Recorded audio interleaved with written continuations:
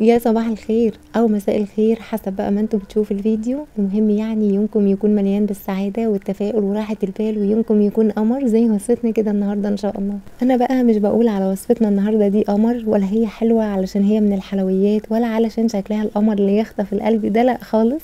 وطبعا اللي هتشوف شكلها كده من بعيد هتقولك ايوه دي مصروف عليها كده ومتعوب عليها ومتكلفه، وهي بقى ولا اي حاجه من دي. علشان كده قلتلكوا ان الوصفه بتاعت النهارده دي قمر، حلوه في المكونات وبساطتها وطريقه التحضير وسهولتها اللي ما بتاخدش معاكي اي وقت خالص. يعني تخيلوا كده ان انا عملت 24 قطعه جاتوه كلها فراوله في فراوله زي ما انتوا شايفين كده. واول حاجه كده طبقه الكيكه حضرتها من غير ولا بيض ولا لبن.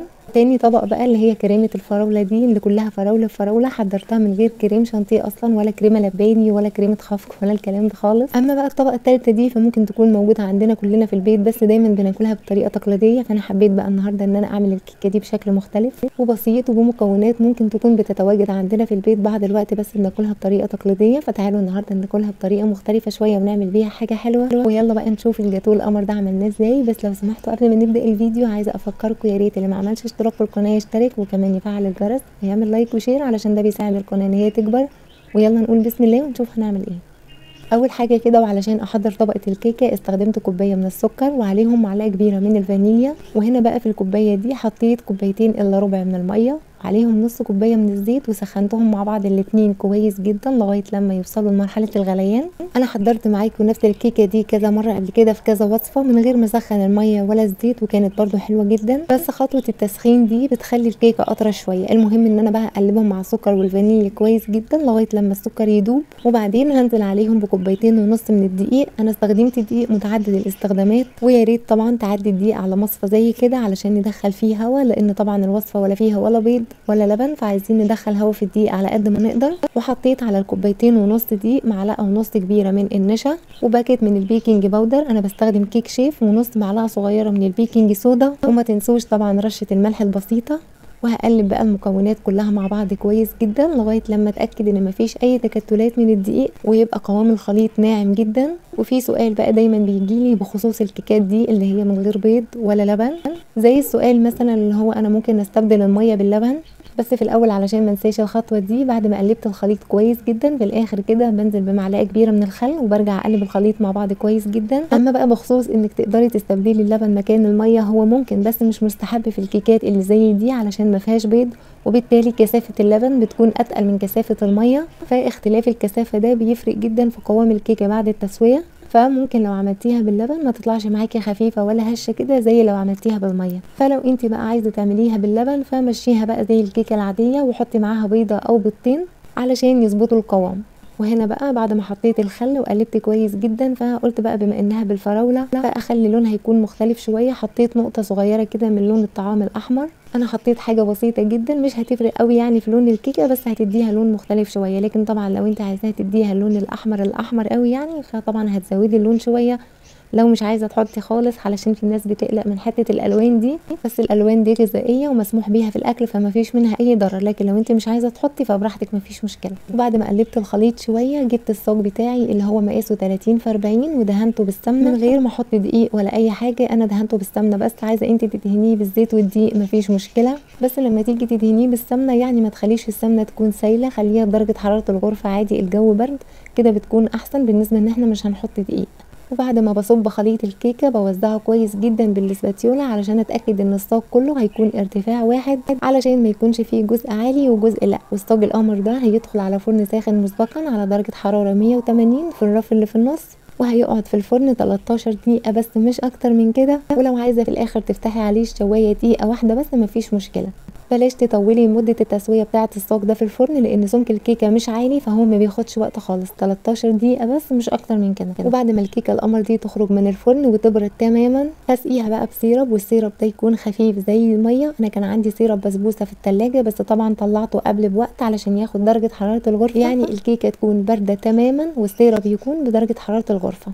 ونيجي بقى للطبقه التانية من الجاتو اللي انا بعشقها واللي طلع طعمها قمر جدا، وهي طبقه كريمه الفراوله. انا جبت كيلو من الفراوله او ممكن كيلو وربع. كل طبعا ما بتزودي الفراوله كل ما بتكون احلى.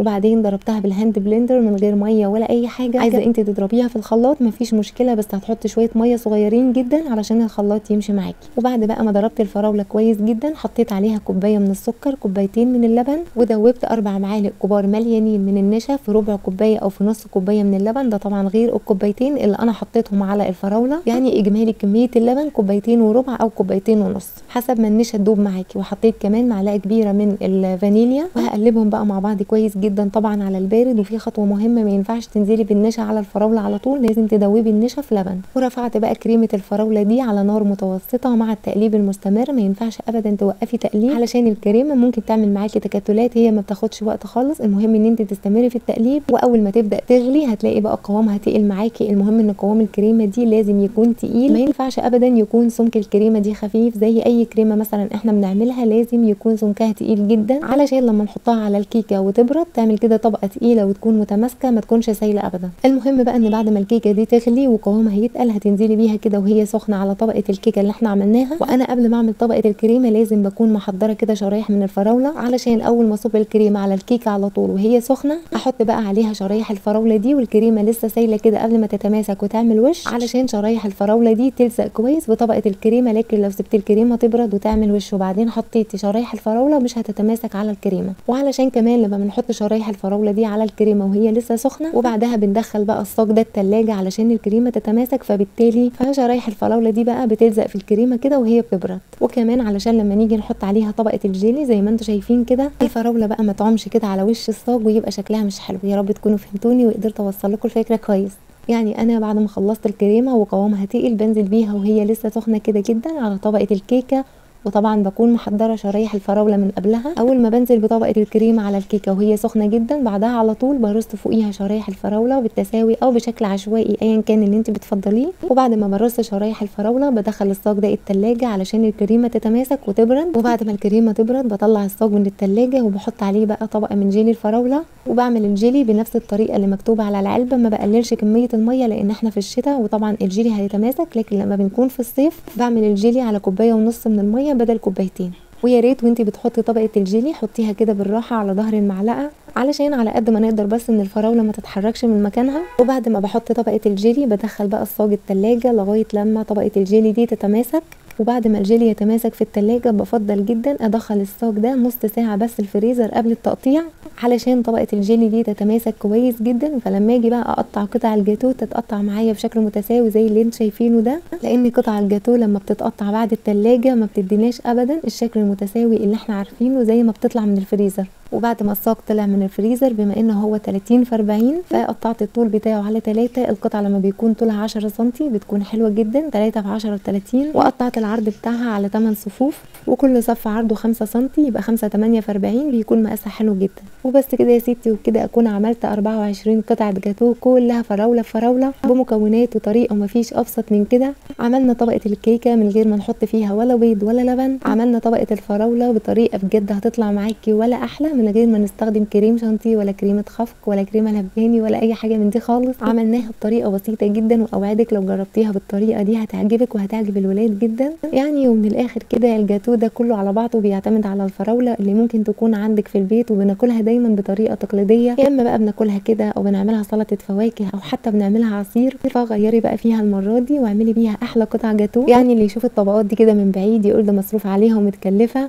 يعني انت لو عملت الجاتو ده وبعتيه لحد وحلفتي له ان الجاتو ده من غير ولا بيض ولا لبن ولا كريم شانتيه ولا كريمه خفق ولا كريمه لباني ولا اي حاجه من دي خالص، اكيد مش هيصدق. بس اوعدك ان طعمها بجد بيطلع ولا احلى وما فيهاش ولا غلطه ومستحيل تفشل معاكي بكل الطرق. عايزه انت بقى تحطي اضافات تانية زي الموز او الكيوي او المانجا فده طبعا حسب الرغبه، بس انا بحب الموضوع يكون بسيط. انا بحب جدا اعمل معاكم وصفات حلويات كتير يكون شكلها وطعمها حلوين جدا بس تكلفتها بسيطه، ومش لازم ابدا علشان نعمل حاجه حلوه لاولادنا او لضيوفنا او لو عايزين ناخدها زياره معانا مثلا لحد لازم نكلفها بقى بالقد كده. الدنيا ما بقتش مستحمله خالص. وعلى فكره الطبقه الاخيره دي عباره عن كيس جيلي واحد بس مش اكتر من كده. وكده الفيديو بتاعنا خلص، اتمنى ان انتوا تجربوها وانا واثقه ان شاء الله ان هي تعجبكم. نتقابل على خير ان شاء الله في فيديو جديد. اسيبكم في امان الله وحفظه. بس لو سمحتوا ما تنسوش لو انتوا استفدتوا من الفيديو ده ولو بحاجه بسيطه تدعموني بالاشتراك في القناه، وكمان ما تنسوش تفعلوا الجرس، تعملوا لايك وشير. ربنا يحسن ما بين ايديكم. بحبكم في الله.